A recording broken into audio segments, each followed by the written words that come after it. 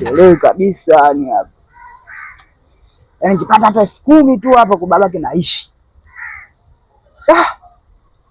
Napata wapi 10,000?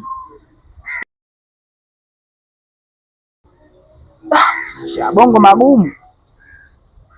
Bwana mwanangu mwenyewe umekuja mwanangu. Unakuaje mwanangu? Sana.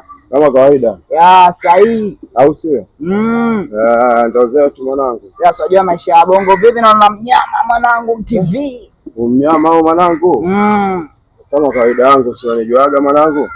Ukuta mzee nini kajilaza kitandani. Kaliachia hilo. Hiyo lenyewe mwanangu hapo hivi naweza nikachukua shilingi ngapi hapo mwanangu? Hapa. Hapa hamna 150 mwanangu. Au vipi? 150 au sio? Lakini hata kama tukipata mteja nini kafika shilingi 1000 ngapi, 100,000 tunauza. 100,000 au vipi? Baridi. Sikia za mwanangu.